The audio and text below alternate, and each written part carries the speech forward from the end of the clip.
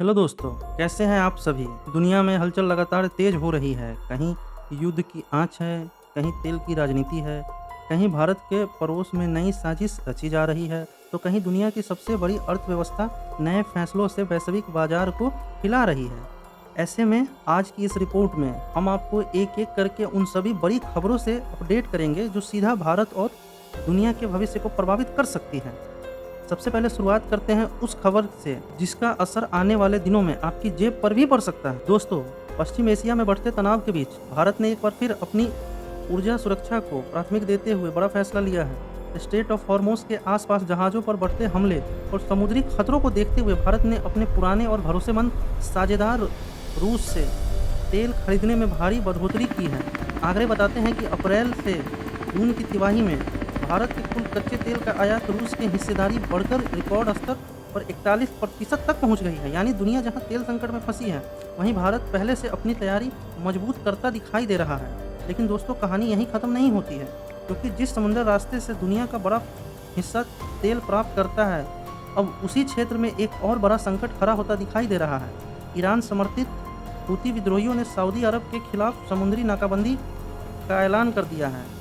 अब बाब अल मंडेब जलमर्दू मध्य प्रभावित हो सकता है, तो सिर्फ मध्य पूर्व ही नहीं बल्कि एशिया और यूरोप तक तेल की सप्लाई पर असर पड़ सकता है।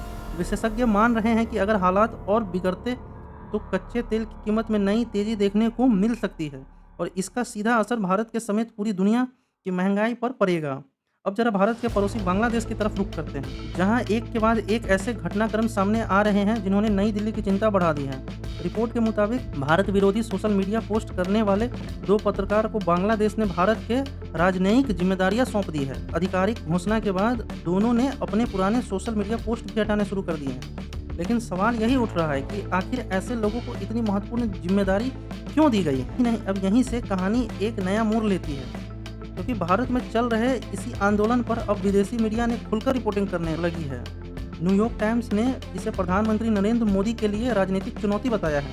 ब्लूमबर्ग ने इसे युवाओं के बढ़ते असंतोष से जोड़ा है, जबकि बीबीसी और फाइनेंशियल टाइम्स ने इसे आंदोलन को प्रमुखता से प्रकाशित किया है। यानी अब भारत के घरेलू घटनाक्रम भी अंतर्राष्ट्रीय चर्चा का विषय बन चुका है। अब बढ़ते हैं पाकिस्तान की ओर, जहां हालात लगातार बिगड़ते नजर आ रहे हैं। पाकिस्तान अधिकृत कश्मीर यानी पीओके में चल रहे विरोध प्रदर्शन को लेकर खुफिया रिपोर्ट में बड़ा दावा किया गया है। रिपोर्ट के मुताबिक पाकिस्तान की सेना आंदोलन को हिंसक बनाने और आतंकी नैरेटिव फैलाने की कोशिश कर सकती है। यानी अपने ही लोगों के आंदोलन को दबाने के लिए फिर वही पुराना तरीका अपनाए जाने की आशंका जताई जा रही है।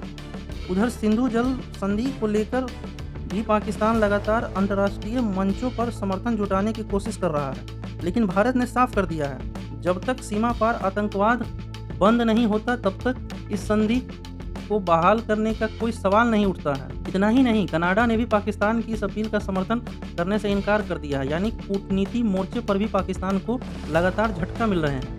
लेकिन पाकिस्तान की मुश्किलें सिर्फ यहीं तक सीमित नहीं हैं।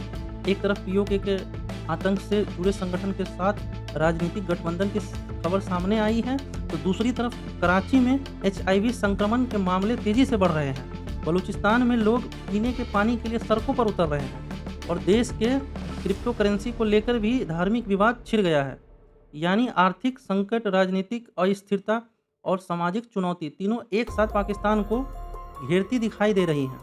लेकिन दोस्तों, अब जो खबर आने वाली है वह सिर्फ अमेरिका ही नहीं बल्कि उसका असर भारत समेत पूरी दुनिया की अर्थव्यवस्था पर पड़ सकता है। अमेरिका के राष्ट्रपति डोनाल्ड ट्रंप एक बार फिर अपनी टैरिफ पॉलिसी को लेकर चर्चा में है। रिपोर्ट के मुताबिक अमेरिका कई देशों पर नया आयात शुल्क लगाने की तैयारी कर रहा है। इतना ही नहीं, जेनेरिक दवाओं पर फिलहाल राहत देने के बाद भविष्य में 100% से लेकर 200% तक टैरिफ लगाने की योजना भी सामने आई है।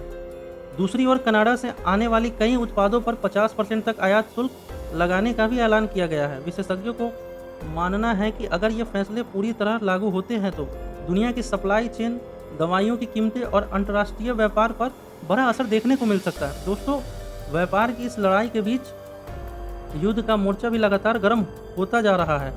ईरान और अमेरिका के बीच तनाव एक बार फिर खतरनाक स्तर पर पहुंच गया है। एक तरफ युद्ध विराम की चर्चाएं चल रही है, तो दूसरी तरफ ईरान ने अमेरिका के खिलाफ पूर्ण युद्ध का ऐलान कर दिया है। रिपोर्ट्स के मुताबिक अमेरिका लगातार ईरान के परमाणु और सैन्य ठिकानों को निशाना बना रहा है, जबकि जवाबी कार्रवाई में ईरान ने भी खाड़ी क्षेत्र में मौजूद अमेरिकी ठिकानों को निशाना बनाने का दावा किया है। यानी हालात ऐसे हैं कि एक छोटी सी चिंगारी पूरे पश्चिम एशिया को फिर से युद्ध की आग में झोंक सकता है। और दोस्तों, युद्ध की सबसे बड़ी कीमत हमेशा आम लोगों को चुकानी पड़ती है। यूक्रेन के ओडेसा के पास एक जहाज पर कथित मिसाइल हमले से 4 भारतीय नागरिक समेत 10 लोगों की मौत की खबर सामने आई है। विदेश मंत्रालय ने इस हमले की कड़ी निंदा की है। यह घटना एक बार फिर याद दिलाती है कि वैश्विक संघर्ष चाहे कहीं भी हो, उसकी मार भारतीय नागरिकों पर भी हो सकती है। अब जरा भारत की विदेश नीति पर नजर डालते हैं। जहाँ दुनिया के कई देश युद्ध और टकराव में उलझे हैं, वहीं भारत लगातार एक नई आर्थिक और रणनीतिक साझेदारी की दिशा में आगे बढ़ रहा है। भारत और यूनाइटेड किंगडम मुफ्त व्यापार समझौता यानी FTA चालू हो चुका है। इसके बाद ब्रिटेन से आने वाली 500 जताई जा रही है। मेडिकल डिवाइस, चॉकलेट, स्टील, वाहन और कई अन्य उत्पाद और भारत में खरीदने के लिए नई विकास परियोजनाओं की घोषणा की। अस्पताल, शामिल है।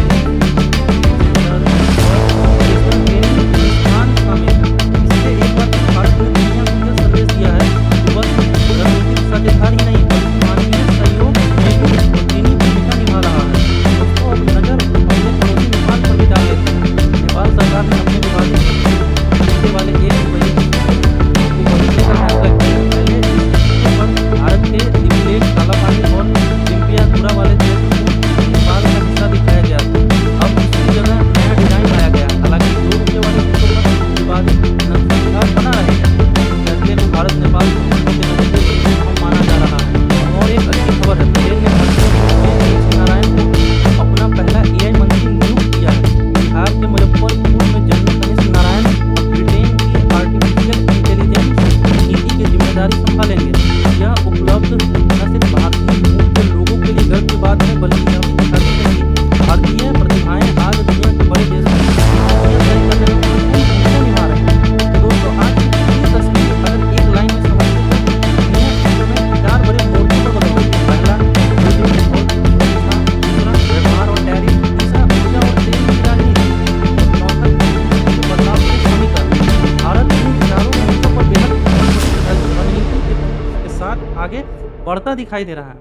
एक तरफ रूस से तेल खरीदकर अपनी ऊर्जा सुरक्षा मजबूत कर रहा है, दूसरी तरफ ब्रिटेन के साथ व्यापार बढ़ा रहा है, फिलिस्तीन जैसे देश की मदद कर रहा है और वैश्विक मंचों पर अपनी कूटनीतिक स्थिति भी लगातार मजबूत कर रहा है। अब देखना होगा कि आने वाले दिनों में पश्चिम एशिया का तनाव, अमेरिका की नई व्यापार नीति और भारत के पड़ोस में बदलते हालात किस दिशा में जाते हैं, क्योंकि इन फैसलों का असर सिर्फ सरकार तक सीमित नहीं रहेगा, बल्कि दुनिया के करोड़ों लोगों की रोजमर्रा की जिंदगी पर भी पड़ने वाला है। फिलहाल इस रिपोर्ट में इतना ही। अगर आपको यह विस्तृत विश्लेषण पसंद आया तो वीडियो को लाइक जरूर करें, सब्सक्राइब करें, अपने विचार कमेंट में लिखें और देश दुनिया की ऐसी रिसर्च आधारित खबरों के लिए हमारे चैनल को सब्सक्राइब करना बिल्कुल ना भूलें। धन्यवाद।